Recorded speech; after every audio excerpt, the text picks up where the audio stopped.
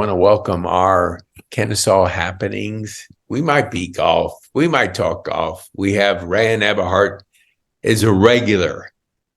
And I tell you, there's not a finer guest. So we squeezed a time in because he has a meeting at 11. So we're going to give our viewers a little bit more of Rand Eberhard. And not to talk about his putting style, which is pretty darn amazing. But Rand, introduce yourself so people know who you are, what you do, and who you serve, and then we'll get into the podcast because they may not have listened to a previous podcast. Sure. Yeah. So I'm ordained minister of the gospel. I serve in two areas of ministry primarily. One is response to crises and critical needs in the church and community, death, trauma, suffering, etc. And then I work on the restoration side of ministry, which looks like restoring people to the Father's will, their created purpose, that they step into their potential and experience the fullness of life as God intended. So those are the two simple flybys of who I am and what I do. And a huge part of that is recovery ministry on the restorative side. And response consists of the senior care area where our lives, you and me, Pete, interact and have crossroads there in golf. Mm-hmm. Yes. Golf's a wonderful sport. It's a relationship sport. And so in your work, I'm always curious because we chatted for a few minutes before we went on the air of the relationship side. If I had a meter 1 to 10, you would be off the meter on the 10 side when it comes to relationship. Why do you think, I know it's kind of a hard one to address, but our viewers always want to know some things that can help them. Why is relationships so important to you? Well, there's a spiritual answer, and then there's a business or an answer that looks like quantitatively measurable. Okay, and both of them inform the other. But a short response is we're created to be relational people. God designed us in such a way that he desires for us to understand him on a personal level, intimately, and experience the outpouring of his love, the truth that shapes the condition of our hearts. And then as we are filled up with his truth and grace, truth shapes the condition of our heart and informs our lives. Grace enables us to live out what God calls us to in his truth. Okay. And then as we grow in relationship with God, we better understand ourselves and our identity in Christ and how he sees us. And from there, we live from that identity of the finished work of Christ, who he says we are, and what our purpose is, in his divine assignment for us, our created purpose. So then we engage a relational world with a purpose that goes beyond circumstance, a purpose that goes beyond how we experience someone. If we are missional in our mindset, then it's not just about us, it's about the other. So that makes relationships easy. That makes relationships not about how much does this individual like me, but what do I have to offer them in terms of godly wisdom, encouragement, empathy, listening well, being fully present with an individual, those kind of things. And if you'd like to respond to that, then I'll give you the other side of the business. I like how you speak to that because, in everything we do, it is built around relationship, our relationship with Jesus, our relationship with our fellow man, how we relate to him. And if we have the kind of heart that you're describing, you aren't trying to please people. You aren't trying to get people to like you. You're doing what I think, well, not what I think. what God wants us to be like.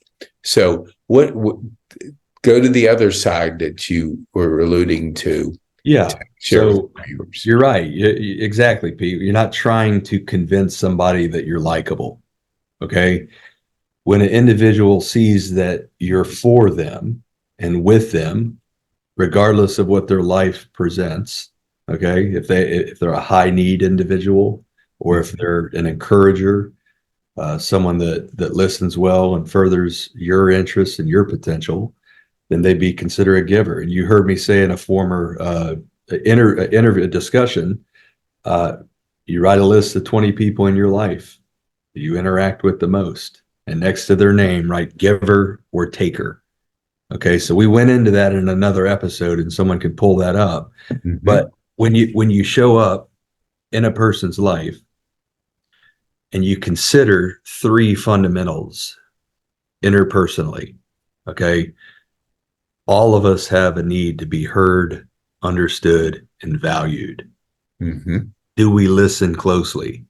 Do we empathize? How do we relate? How do we build rapport?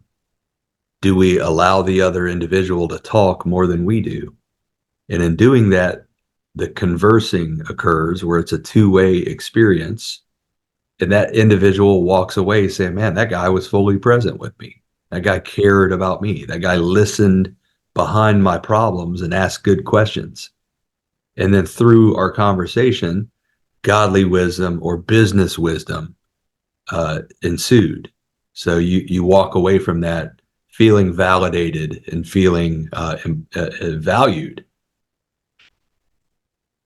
That yes, I totally agree. And for our viewers that, we went through COVID, there was a really difficult journey for a lot of people. What in your work as a grieve pastor and also on the other side, what are you seeing now versus when you were in the middle of COVID? What has changed in what you do in your work? Anxiety is at an all-time high. So is depression. Tomorrow I'm doing a funeral for a guy that ended his life in his 40s. A tragic event. I don't want to be too graphic in what all happened because I want this to be an uplifting thing, this conversation. But we'll have to talk more about that later. But the point is, what I'm seeing a significant increase in is loneliness. We talked about that on a former episode 2 weeks ago.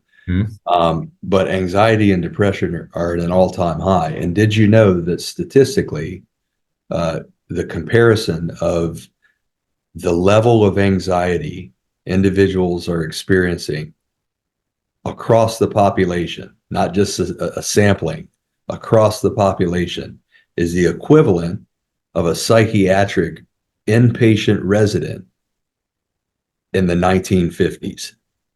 It's a known thing. I'm not making that up. That's a true, accurate claim. Yeah. So the level of anxiety the common individual is facing and trying to manage would have been admitted into a clinical environment in the 1950s. Right. And a big part of that is the mass social media and all this stuff coming at you, all this information. Yeah. Like, how do you manage it? Yeah. Our world has changed very rapidly. And there's a great book by Jim Quick talking about the amount of information and the pace of technology has created a tremendous amount of anxiety. Yeah. And I think, as we look, as you mentioned, social media, being that you have girls, I have girls, they're more sensitive to the way that social media presents you.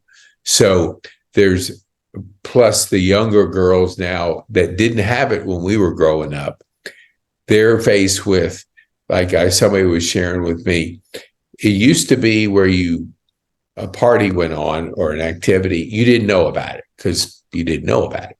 Now they're live streaming from the party. And so you're thinking, well, why didn't I get invited to the party? Is something wrong with me? Like that Susie didn't invite me to her party? And it's totally changed. Like that microscope is on everybody's life now. And there is that loneliness because so many people aren't building those relationships because they're digitally connected to their phone, Right. and what goes on in that phone. iPhone's a wonderful thing, but since I don't get on my iPhone that much, Mhm. I don't get on social media, I don't get on TV.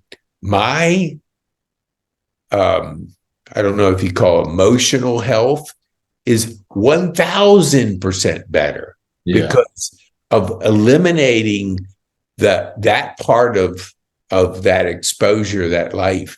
So what would you say, like, to when people are coming to you and they're in a emotional anxiety, where do you take them? What a person steps into your office and they're having some trouble? What are those first couple steps that you take with them? Well, one, relationally, is working out your life in such a way that you have authentic relationships that are human connection and not digital. Okay. And digital's fine like this, but it needs to be supplemental to interpersonal connection with real people Mm-hmm. that have wisdom, that listen well, that encourage you, that empathize with you, relate to you, ask good questions, all that.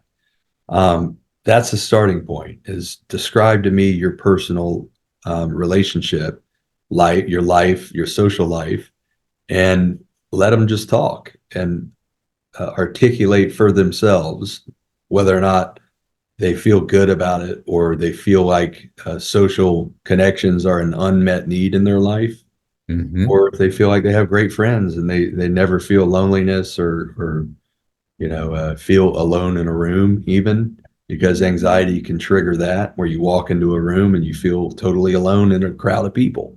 Mm-hmm. So it's hard to be set free from that. But a starting point is let's identify the social connections in your life and talk through that. The second part is the missional part that I spoke about. Are you sent from God with a missional purpose of reconciliation? You enter into a social environment with the power and love of God on your life, the fruit of the Spirit.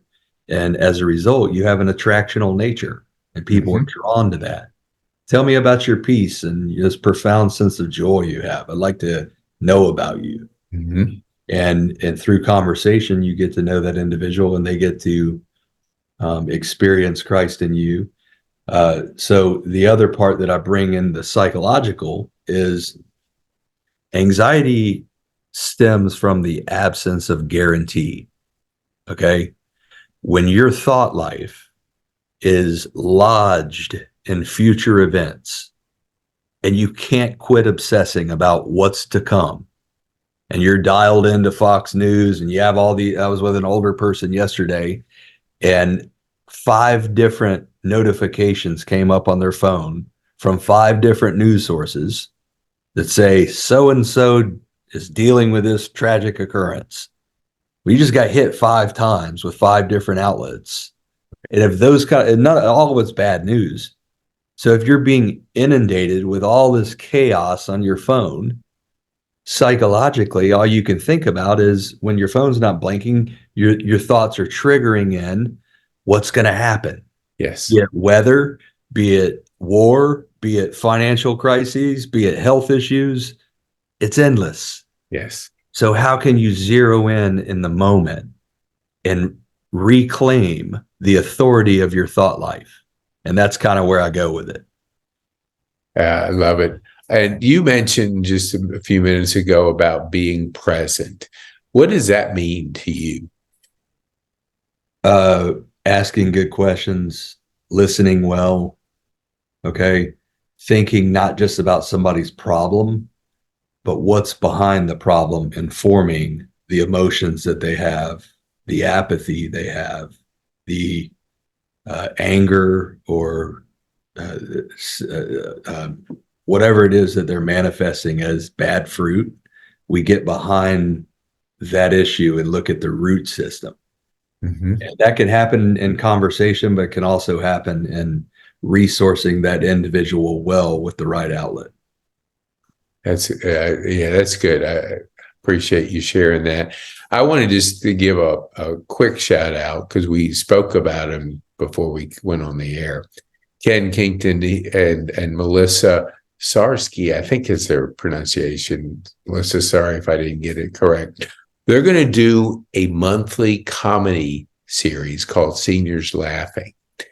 And, with all the seriousness out there that you described, and we know this out there, it's so important just to laugh, have a good time.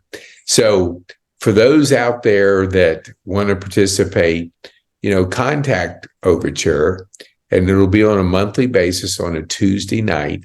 And we want to get our seniors laughing. And we want to build the community because you alluded to it on earlier podcasts and even on this. Isolation is not good for anybody. Right. You don't want to live in a silo. You want to live in community, enjoy relationships with your people in your community. So I know when we talked about that, it's some people often think, well, how do I get connected into a community? It's not as hard as you think. Ask people that you believe are in good community. Like, so somebody wants to put it in the comments or connect up. If you feel like you're isolated, reach out because you there's people out there that understand better about that and can connect you to it. Mm-hmm. So I know I promised you I would get you to your meeting at 11 o'clock, and I looked at the time and it's 10:59. So what would you want tell our viewers how they get a hold of you, and then just your one thought you would want them to go away with today? Yeah. People can email me at randeberhard@gmail.com. And we'll go from there with conversation, encouragement, follow-up, resourcing.